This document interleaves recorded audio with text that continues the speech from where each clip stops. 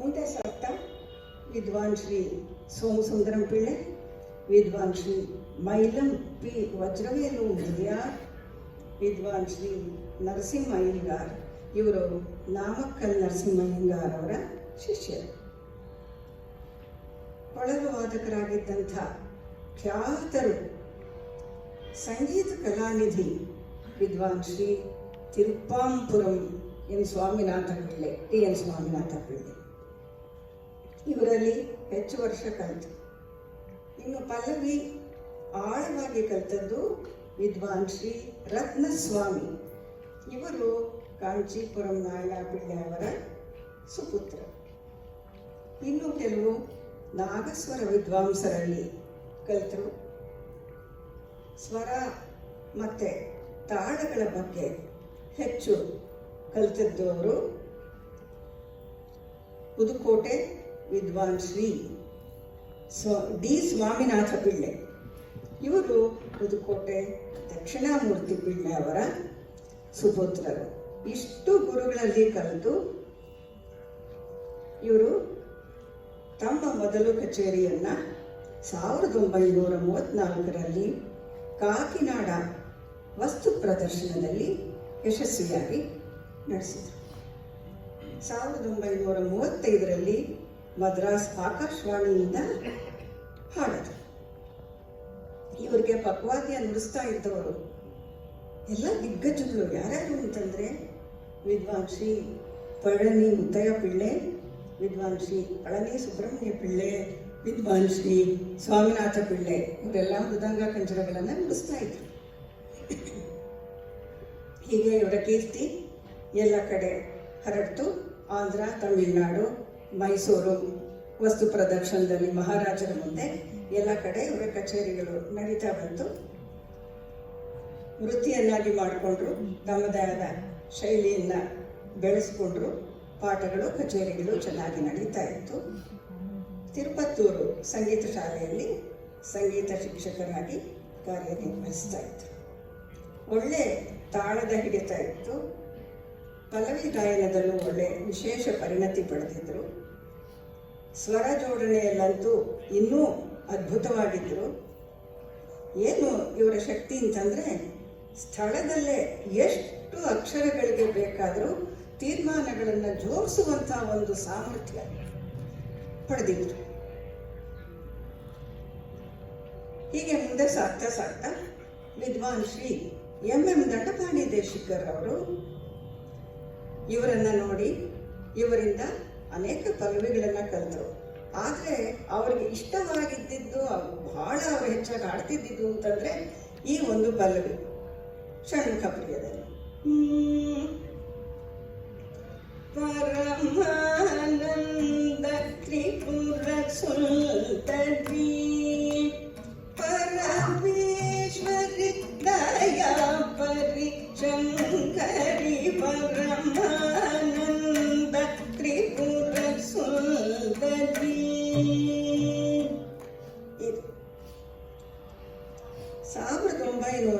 1949ರಲ್ಲಿ September ತಿಂಗಳಲ್ಲಿ ಅವರು ಬೆಂಗಳೂರಿಗೆ ಬಂದು ನೆಲೆಸ್ಬಿಟ್ರು. ಬೆಂಗಳೂರು ಆಕಾಶವಾಣಿಯಿಂದನೂ ಹಾಡ್ತಾ ಇದ್ರು. ಸಿಟಿ ಕಬ್ಬನ್ಪೇಟೆಯಲ್ಲಿ ಮನೆ ಮಾಡಿಕೊಂಡ್ರು.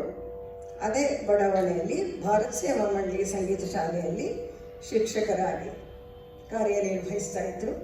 ಶ್ರೀಮತಿ ಶಾಂತಲಕ್ಷ್ಮಿ ಬಾಯಿ ಅವರನ್ನು ಕೈ ಹಿಡಿದರು. ಮನೆ ಪಾಠಗಳು, ಕಚೇರಿಗಳು ಎಲ್ಲನೂ ಚೆನ್ನಾಗಿ ನಡೀತಾ ಇತ್ತು.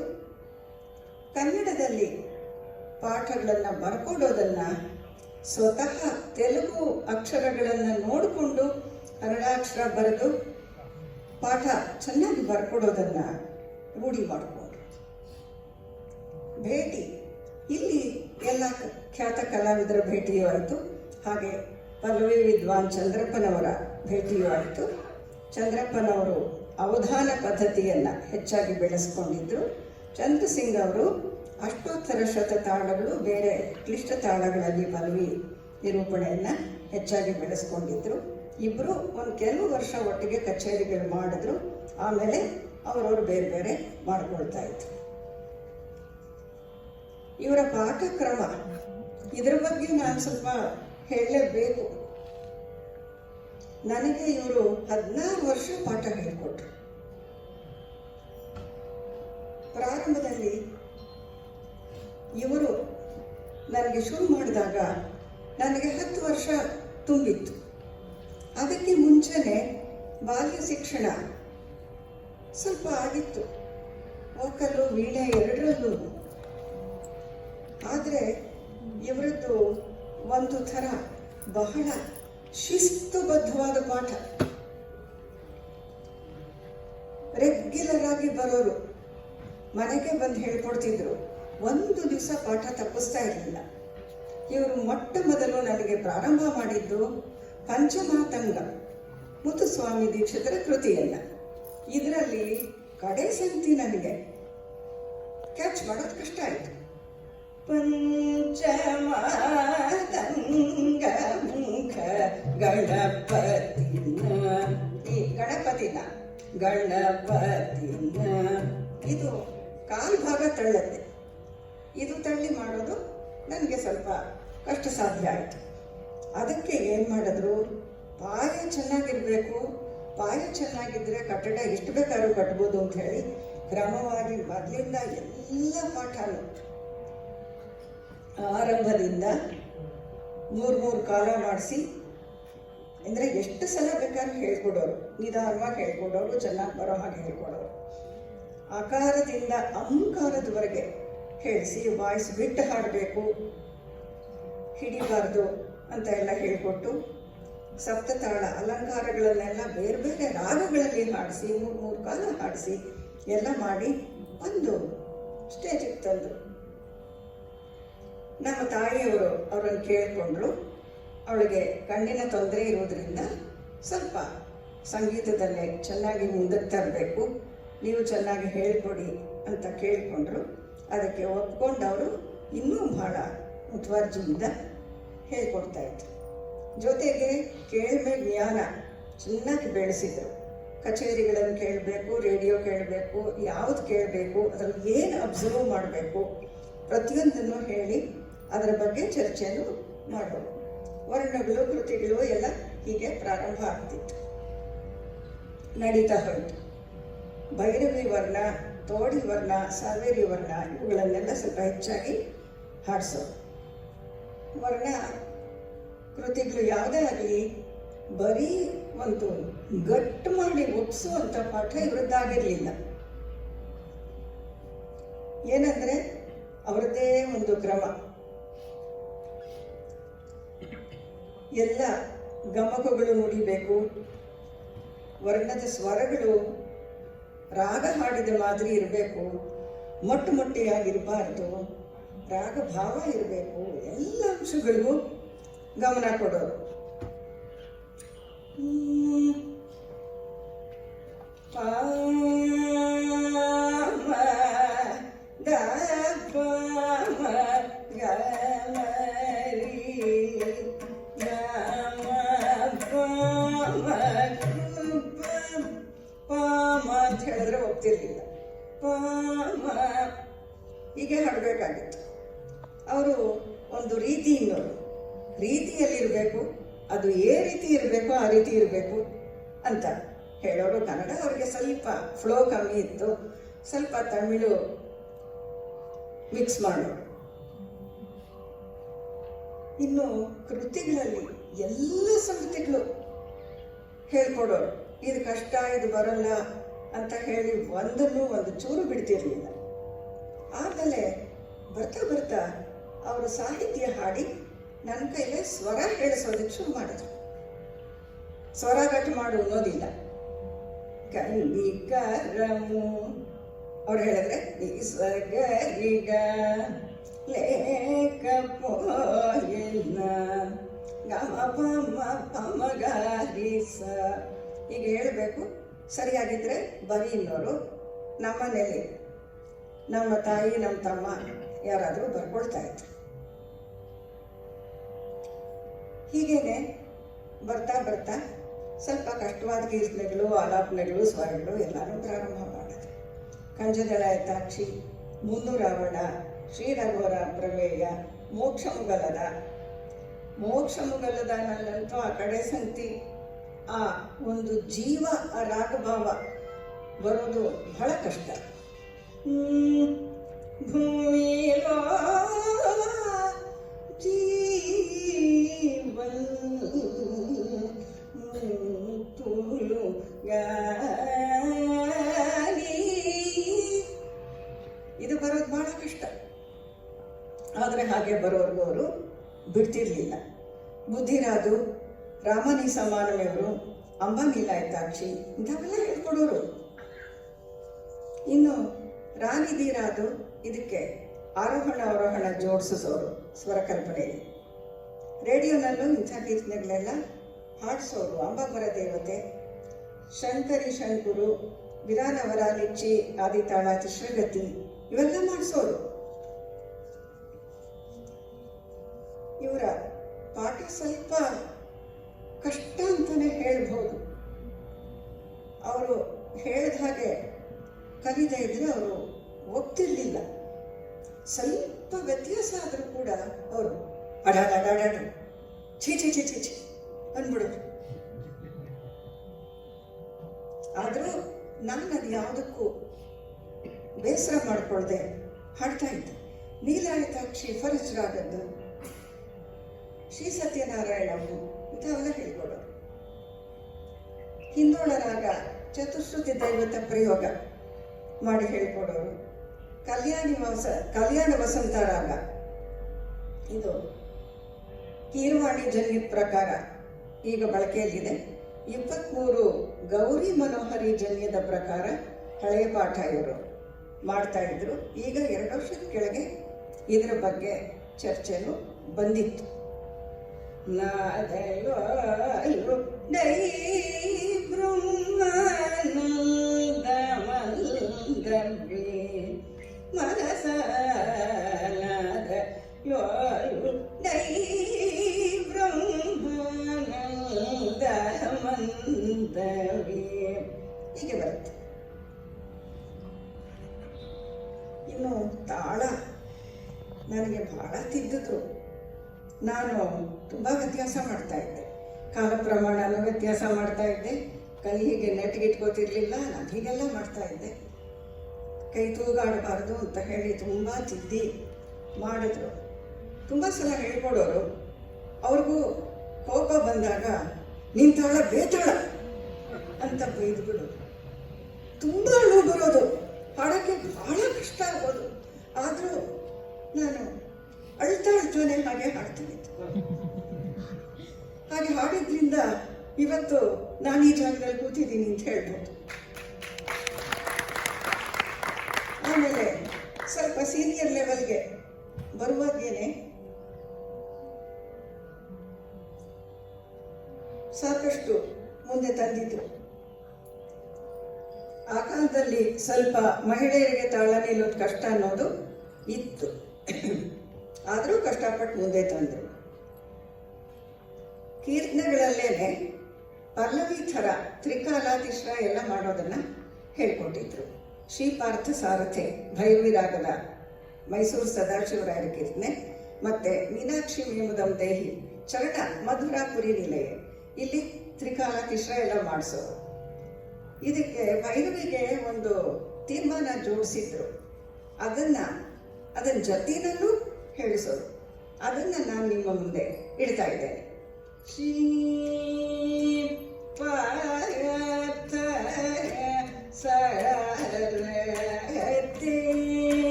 ಕರುಣಾಜಲನಿಧಿ ಶ್ರೀ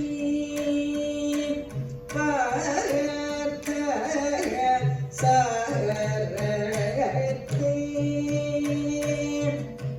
ರಿಗಮ ಪದ ಪಮ ಪದ ಪದ ನಿಸ ನಿಸ ನಿದಪ ಗಾರಿಸ ಕರಿಸ ನಿದರಿಸ ನಿದಪ ಸ ನಿದಪ ಗಾರಿಸ ನಿದಪ ಕರಿಸ ನಿದರಿಸ ನಿದಪ ಗಾರಿಸ ಕರಿಸ ನಿದರಿಸ ನಿದಪ ಸ ನಿದಪ ಮರಿ ಪಾ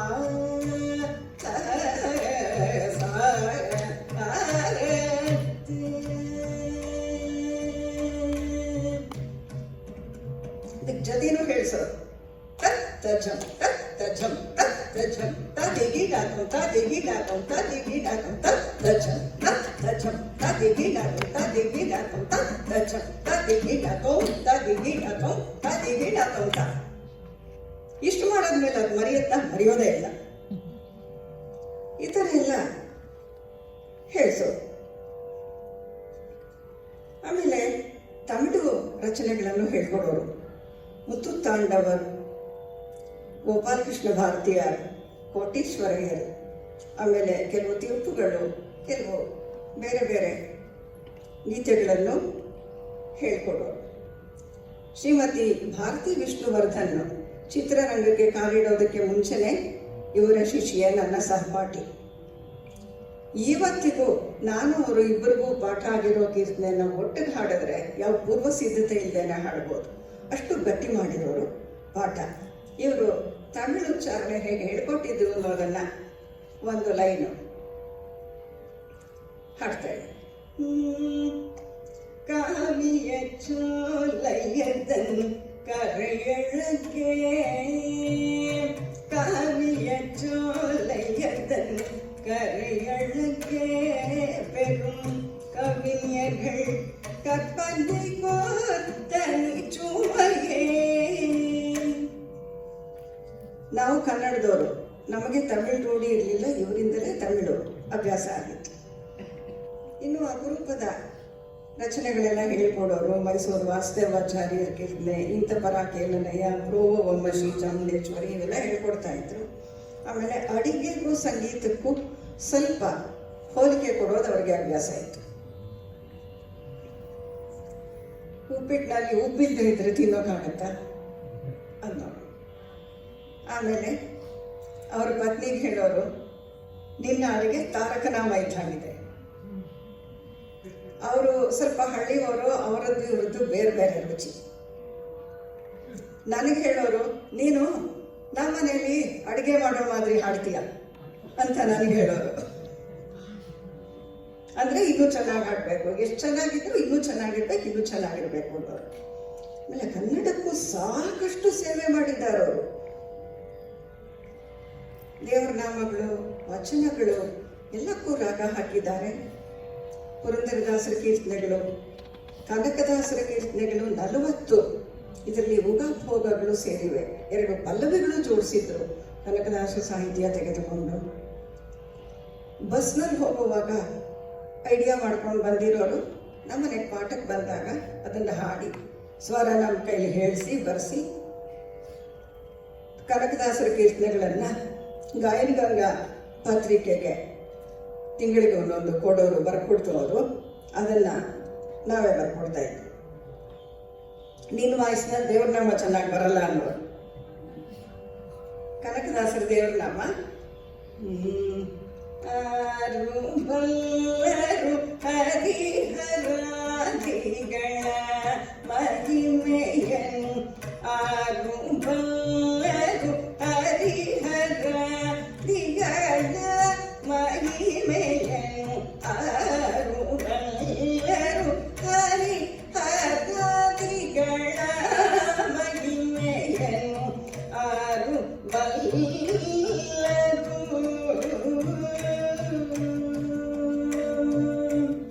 ಹೀಗೆ 2 ಪಲ್ಲವಿ ಜೋಡಿಸಿದ್ರು. ಗೋವಿಂದ ಹರಿಗೋವಿಂದ ಪರಮಾನಂದ ಮುಕುಂದ ಅನ್ನೋದೊಂದು ತೋಡಿಲಿ, ಇನ್ನೊಂದು ಅರವಿಂದ ದಳನೇಣ ಆದಿಕೇಶವರಾಯ. ಇದನ್ನು 2 ಥರ ಹಾಡೋದು ಹೇಳಿಕೊಟ್ಟಿದ್ರು. ಒಂದು ಆದಿತಾಳ, ತಿಶ್ರಗತಿ. ಅರವಿಂದ ದಳನಯ ಆದಿಕೇಶವರಾಯ, ಅರವಿಂದ ದಳನಯ. ಇದೊಂದು. ಬೇರೆ ರಾಗ ತಿರುಗಿಸ್ಬೇಕಾ, ತಾಳನ್ನು ಬದಲಾಯಿಸ್ಬೇಕಾ, ಅದಕ್ಕೂ ಸರಿ. 2 ಗತಿಗಳು, ಲಘು ತಿಶ್ರಗತಿ, ಧೃತ ಚತುಶ್ರಗತಿ. ಕಾರ್ವೆ 3 ಅಕ್ಷರ ಇರೋದನ್ನ 7 ಅಕ್ಷರ ಮಾಡ್ಕೊಂಡ್ಬಿಟ್ರೆ ಧೃತಗಳ ಚತುಶ್ರಗತಿಗೆ ಬರುತ್ತೆ. ಅರವಿಂದ ದಳನಯನ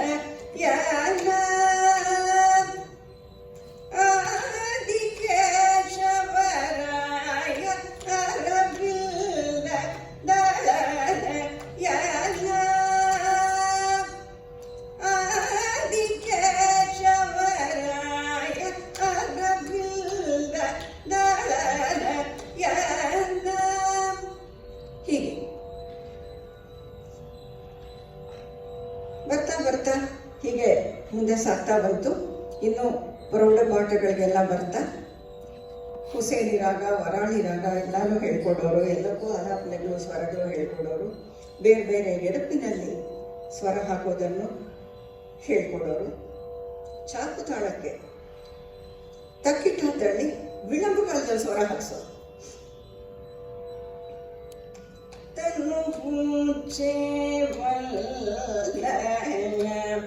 ಸನಿದಪ್ಪ ನೀದಪ್ಪ ತನು ಪೂಚೆ ರಿಗಮಪ್ಪ ದನಿ ಸ ಗರಿ ಸನಿದ ರಿ ಸ ನೀದಪ್ಪ ನೀದಮ ಪದ ತನು ಪೂಚೆ ಈ ಥರ ಇನ್ನೂ ಹತ್ತಾರ ಆವರ್ತ ಸುತ್ತಬೇಕಾಗಿತ್ತು. ನಾನು ಸ್ವಲ್ಪ ತೋರಿಸ್ತಾ ಇದ್ದೇನೆ ಟೈಮು. ಇದಕ್ಕೋಸ್ಕರ ಹೆಚ್ಚು ಬೆಳೆಸಬಾರ್ದು, ಹೆಚ್ಚು ಸಮಯ ತಗೊಳ್ಬಾರ್ದು ಅನ್ನೋ ದೃಷ್ಟಿಯಿಂದ ಸ್ವಲ್ಪ ತೋರಿಸ್ತಾ ಇದ್ದೀನಿ. ಇನ್ನು ವರ್ಣಗಳು ಬೇರೆ ಬೇರೆ ಗತಿಗಳಲ್ಲಿ ಹಾಡಿಸೋರು. ಆದಿತಾಳದ ವರ್ಣನ ತಿಶ್ರಗತಿಯಲ್ಲಿ ಹಾಡಿಸೋರು, ಮತ್ತು ಅಡ್ಡತಾಳದ ವರ್ಣ ಆದಿತಾಳ ಮಿಶ್ರಗತಿಯಲ್ಲಿ ಹಾಡಿಸೋರು. ಸರಸೂಡಲಿಲ್ಲೆ ಕೋರಿ ಸರಸೂಡ, ಈ ಥರ ಸರಸೂಡ ಈ ಥರನೂ ಹಾಡಿಸೋರು. ಇನ್ನು ಅಟತಾಳದ ವರ್ಣ ಆದಿತಾಳ ಮಿಶ್ರಗತಿಯಲ್ಲಿ ಚಿರುನವು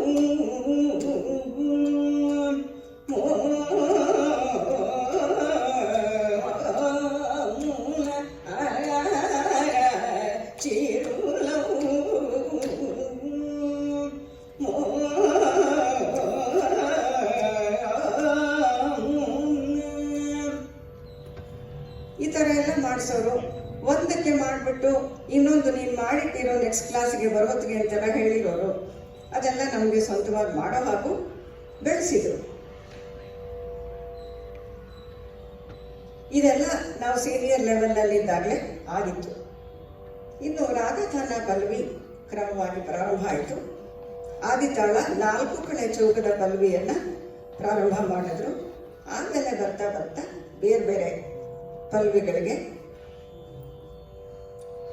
ಮುಂದೆ ಸಾಗಿದ್ರು.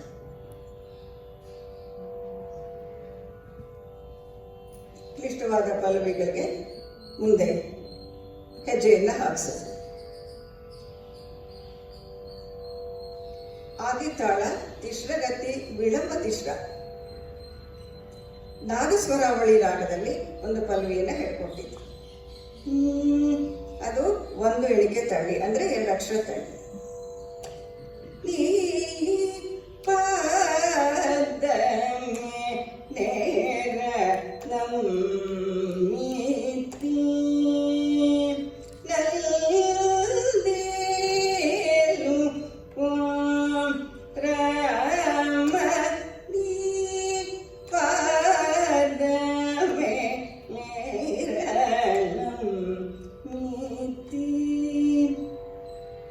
ಇದಕ್ಕೆ ಅನುಲೋಮ ವಿಲೋಮ ಎಲ್ಲಾನು ಕ್ರಮವಾಗಿ ಶಾಸ್ತ್ರಬದ್ಧವಾಗಿ ಹೇಳ್ಕೊಡೋರು. ಇನ್ನೊಂದು ಪಲ್ಲವಿ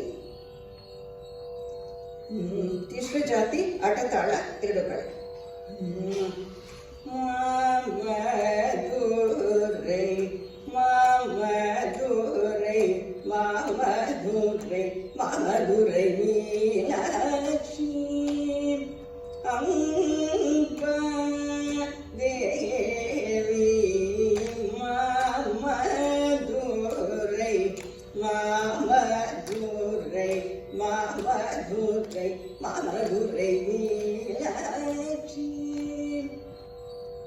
ಇದೇ 3ನೇ ಕಾಲ. ಇನ್ನಿದಕ್ಕೆ 2 ಕೆಳಗಿನ ಕಾಲ ಹೋಗ್ಬೇಕಾಗತ್ತೆ. ಯಾವ ಕಚೇರಿಗಳು ಬಂದ್ರೂ ಅದಕ್ಕೆ ವಿಶೇಷವಾಗಿ ಹಾಡೋ ಹಾಗೆ ಹೇಳ್ಕೊಡ್ತಾ ಇತ್ತು. ಇನ್ನು ಬೇರೆ ಬೇರೆ ಗತಿಗಳನ್ನು ಸೇರಿಸಿ ಮಾಡೋದು, 2, 3, 4 ಗತಿಗಳನ್ನು ಸೇರಿಸಿ ಕೂಡ ಪಲ್ಲವಿಗಳನ್ನು ಜೋಡಿಸ್ಬೋದು ಅಂತ ಹೇಳ್ತಾ ಇದ್ರು. ತೋಡಿ ರಾಗದ ಒಂದು ಪಲ್ಲವಿಯನ್ನು ನಾನು ಸ್ವಲ್ಪ ತ್ರಿಕಾಲ ಮಾಡಿ ಅವರು ಜೋಡಿಸ್ತಾ ಇದ್ದ ಸ್ವರ ಯಾವ ಥರ ಇತ್ತು ಅಂತ ಅನ್ನೋದನ್ನ ತಮ್ಮ ಮುಂದೆ ಇಡ್ತಾ ಇದ್ದೇನೆ. ಲಘು ತಿಶ್ರಗತಿ, ಧೃತಗಳು ಖಂಡಗತಿ, ಮಿಶ್ರ ಜಾತಿ ತ್ರಿಪುಟ ತಾಳ.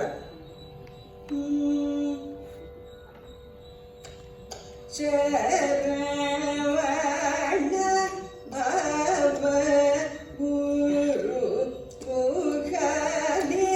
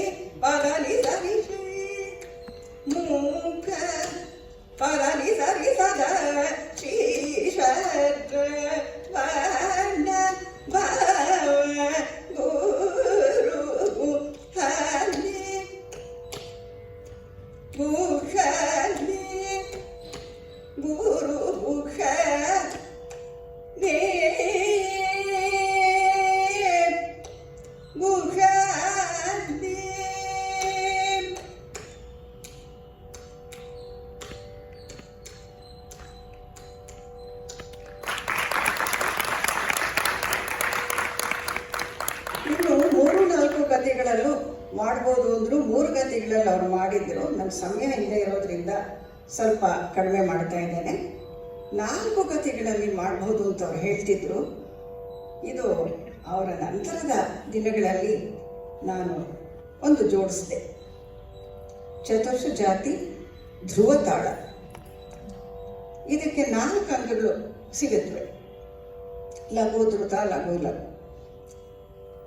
ಮೊದಲನೇ ಲಘು ತಿಶ್ರಗತಿ, ಧೃತ ಚತುರ್ಶ್ರಗತಿ, ಧೃತದ ನಂತರದ ಲಘು ಖಂಡಗತಿ, ಕೊನೆ ಲಘು ಮಿಶ್ರಗತಿ. ಇದು 1 ಎಣಿಕೆ ತಳ್ಳಿ ಪ್ರಾರಂಭ ಆಗುತ್ತೆ. ಮೊದಲನೇ ಎಣಿಕೆ ತಳ್ಳಿ ತಕ್ಕಿಟ ತಳ್ಳಿ ಪ್ರಾರಂಭ ಆಗುತ್ತೆ. ಶಿವಶಂಕರ ಚಂದ್ರಶೇಖರ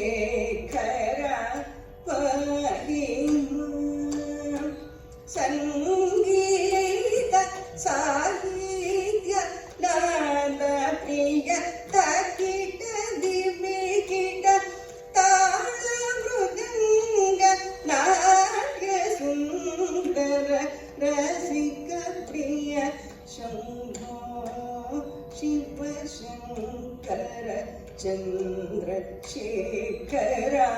ಪಾಹಿ ಮಾಂ.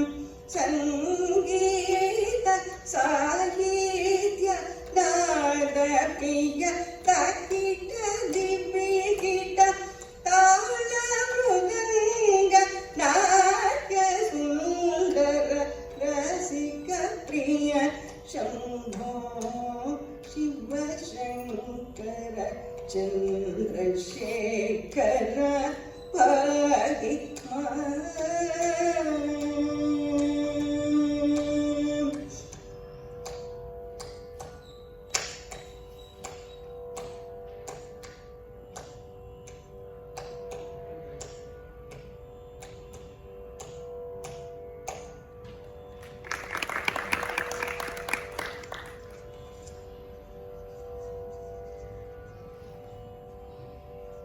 ಇನ್ನು ಇವರ ಪ್ರದರ್ಶನಗಳು: ಸಿಂಹನಂದನ ತಾಳ, ಶರಭನಂದನ ತಾಳ, ಪಕ್ಷಾಂತರ ಬ್ರಹ್ಮತಾಳ.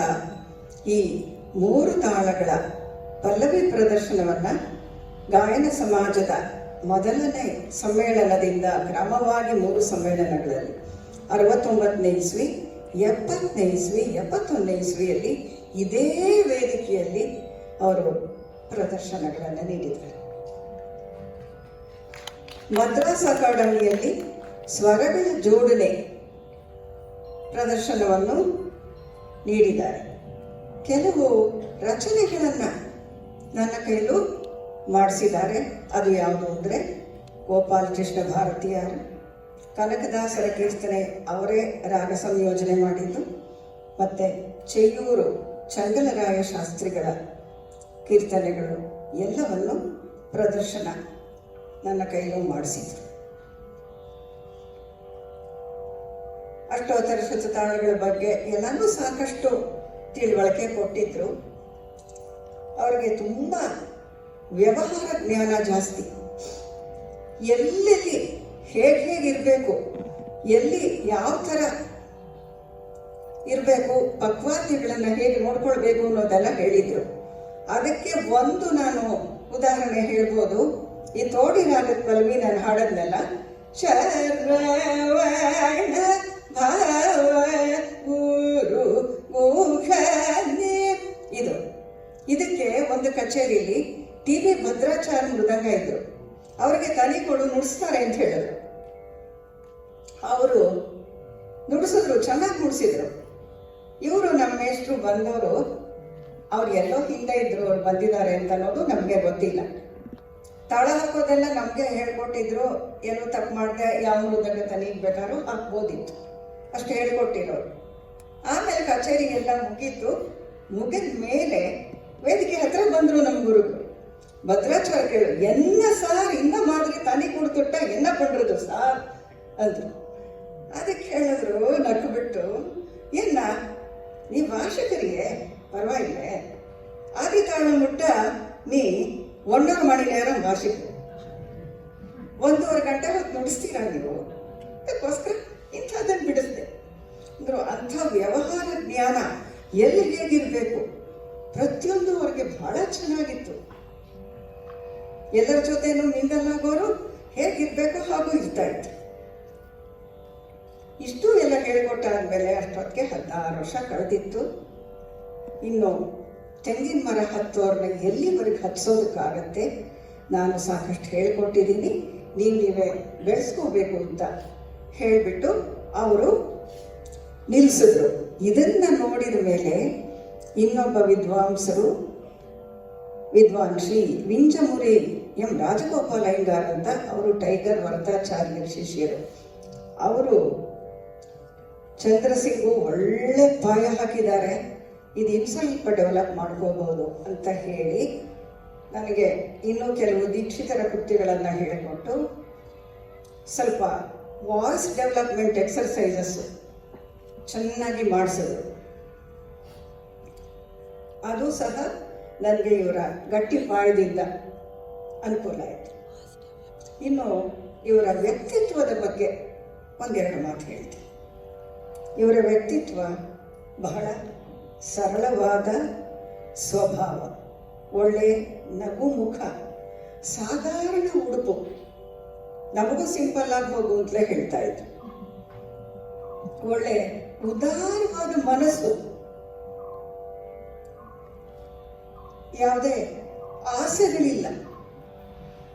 ಒಬ್ಬ ಶಿಷ್ಯನ ತಂದೆ ಕೇಳಿದ್ರು, ನೀವು ಇಷ್ಟು ನಿಧಾನವಾಗಿ ಹೇಳ್ಕೊಡ್ತೀರಿ ಮೇಷ್ಟ್ರೆ, ನಾನು ಸ್ವಲ್ಪ ದುಡ್ಡು ಜಾಸ್ತಿ ಕೊಡ್ತೀನಿ, ಬೇಗ ಬೇಗ ಹೇಳ್ಕೊಟ್ಬಿಡಿ ಮೇಷ್ಟ್ರೆ ನನ್ನ ಮಗಳಿಗೆ ಅಂತ ಕೇಳಿದ್ರು.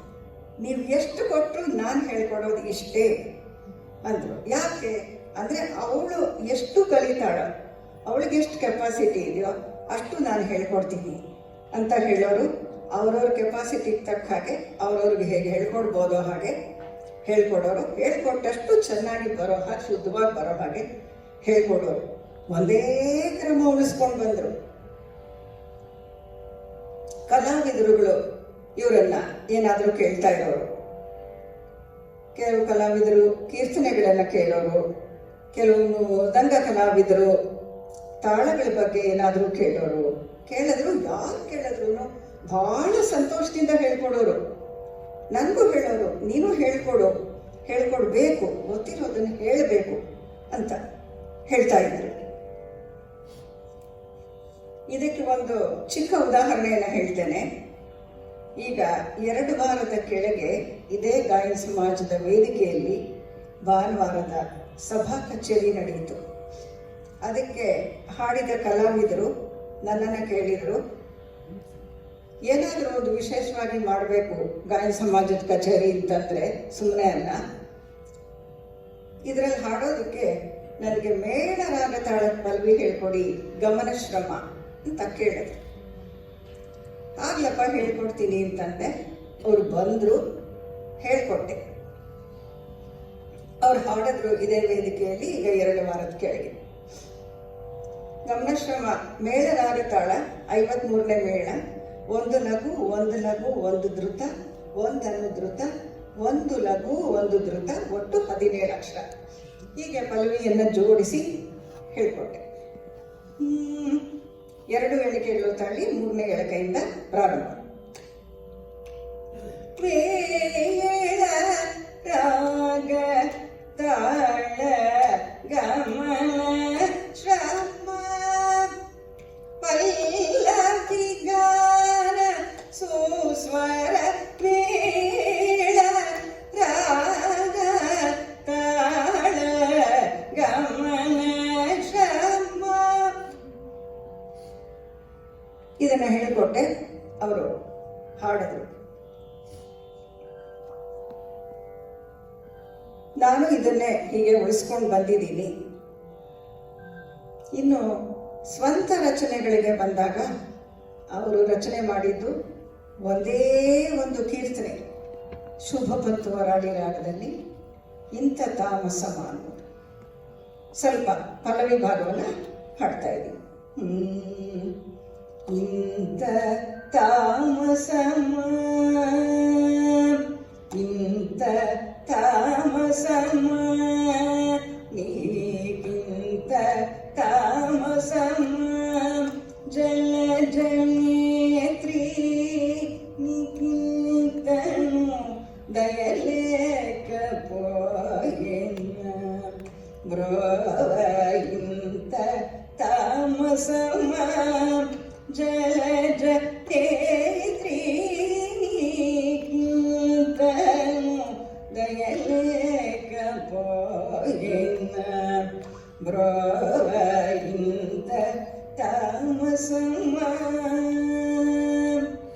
ಇವರು ಅಂಕಿತ ಏನು ಇಟ್ಟ ಹಾಗೆ ಕಾಣಲಿಲ್ಲ. ಇನ್ನು ಆರೋಹಿತವರು ಎಂದು ಕನಕದಾಸರ ಕೀರ್ತನೆಯನ್ನ ರಾಗ ಹಾಕಬೇಕು ಅಂತ ಅವ್ರಿಗೆ ಇಷ್ಟ ಇತ್ತು. ಅದು ಮಾಡೋದಕ್ಕೆ ಅವ್ರಿಗೆ ಆಗಲಿಲ್ಲ. ಆಮೇಲೆ ಅವರ ನಂತರದಲ್ಲಿ ನಾನು ಮಾಡಬೇಕಾಯಿತು. ಬಹುಶಃ ನನ್ನಿಂದ ಅವರಿಷ್ಟವನ್ನ ಪೂರೈಸ್ಕೊಂಡ್ರೇನೋ ಗೊತ್ತಿಲ್ಲ. ಆರುಹಿತವರು ಎಂದು ನಂಬಬೇಡ, ಆರಿಗಾರಿಲ್ಲ ಆಪತ್ತು ಬಂದೊದಗಿದಡೆ, ಆರುಹಿತವರು ಎಂದು ನಂಬಬೇಡ.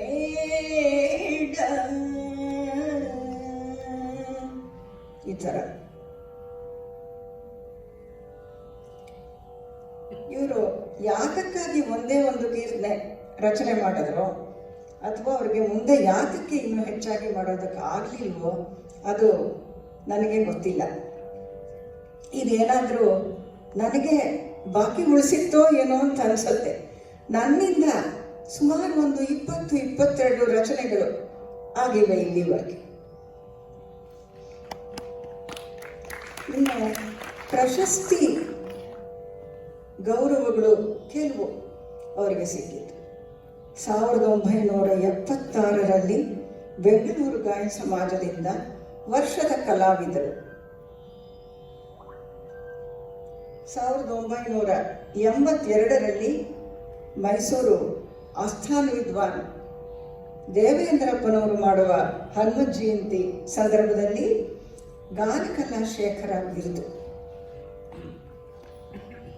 ಸಂಗೀತ ನಾಟಕ ಅಕಾಡೆಮಿಯಿಂದ ಪುರಸ್ಕಾರ, ಇಷ್ಟೇ ಒಂದು ಕೆಲವಾರು ಅವರಿಗೆ ಸಿಕ್ಕಿತ್ತು. ಆದರೆ ಬಂದಿದ್ದನ್ನು ಅವರು ಸಂತೋಷವಾಗಿ ಸ್ವೀಕಾರ ಮಾಡ್ತಿದ್ರು. ಬರದೇ ಇರೋದಕ್ಕೆ ಅವರು ಯಾವುದಕ್ಕೂ ಗಮನ ಕೊಡ್ತಾ ಇರಲಿಲ್ಲ ಹೆಚ್ಚಾಗಿ. ಏನಿದ್ರು ಒಂದ ಹೊರಟು ಪೋನ ಪೋಟು ಅನ್ನೋ.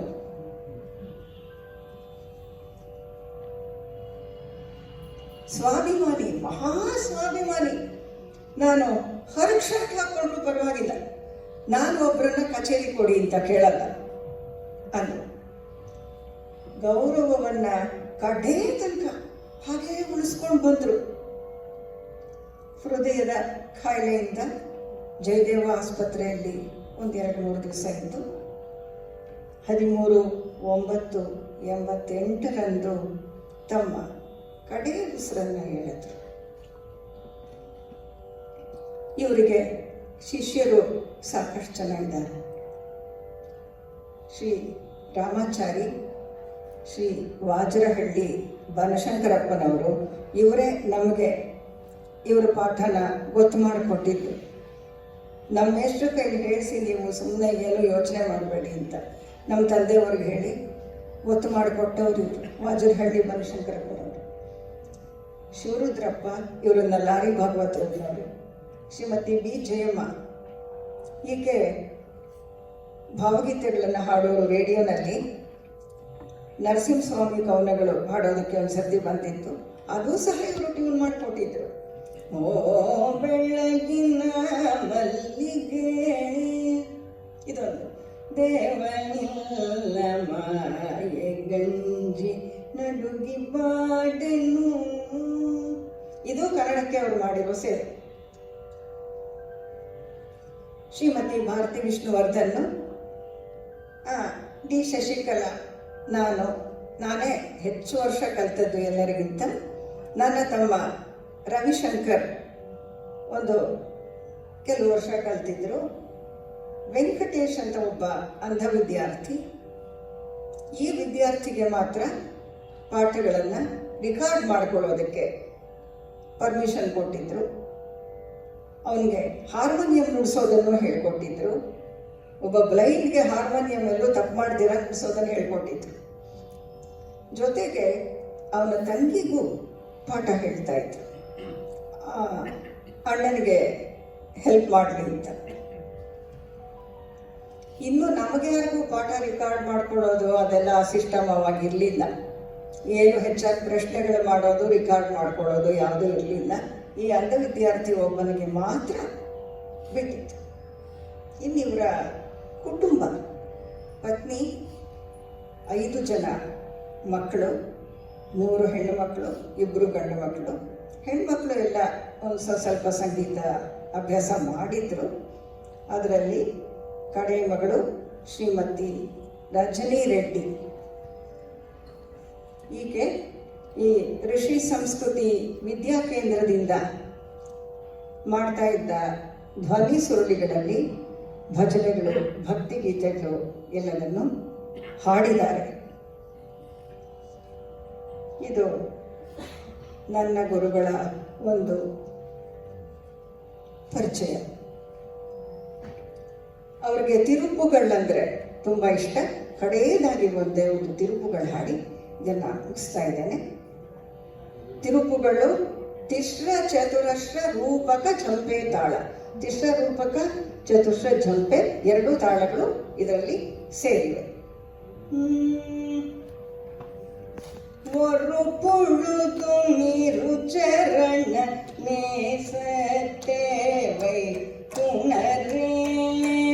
ஒரு பொழுதும் இருச்சரண நேசத்தேவை உணரேனே. உனது பழனி மலையன் கூரை சேவி தரியேது கருப்போயில் உயரதிய வாழ்வை தீர புரியேது. பிறவியற நினைவுவென்றாசை பாட்டை தவிரே குறித்து விடு நிருதர் புற சூரைக்கார பெருமானே. தொழுது வழிபடுமடிய காவற்கார பெருமானே. விருது கவி விதரண விரோதக்கார பெருமானே. விரண்மரவர் சிறுவி திருவேளைக்கார பெருமாளே. ஒரு பொழுதும் இரு சரண நேச தேவை துணரே.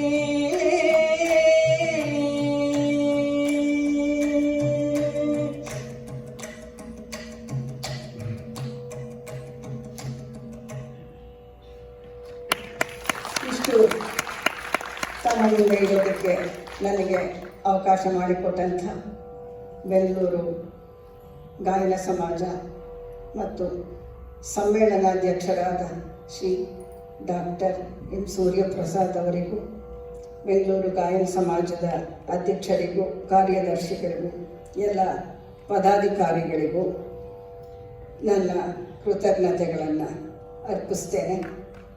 ನನ್ನ ಜೊತೆ ಮೃದಂಗ ಸಹಕಾರ ನೀಡಿದಂಥ ವಿದ್ವಾನ್ ಶ್ರೀ ಆರ್ ಸತ್ಯಕುಮಾರ್ ಅವರಿಗೆ ಕೃತಜ್ಞತೆಗಳು. ಇಷ್ಟು ಮಾಡಿದ್ದಕ್ಕೆ ನನಗೊಂದು ಅವಕಾಶ ಕೊಟ್ಟಿದ್ದು ನಾನು ಅವರಿಗೆ ಸಲ್ಲಿಸಿದ ಒಂದು ಗೌರವ. ಅವರೇ ನನ್ನನ್ನು ಈ ಜಾಗದಲ್ಲಿ ಕೂರಿಸಿ ನನ್ನಿಂದ ಮಾಡಿಸಿದ್ದಾರೆ ಅಂತ ನಾನು ಭಾವಿಸ್ತೇನೆ. ಧನ್ಯವಾದ. ವಿದುಷಿ ಡಿ ಶಶಿಕಲಾ ಅವರು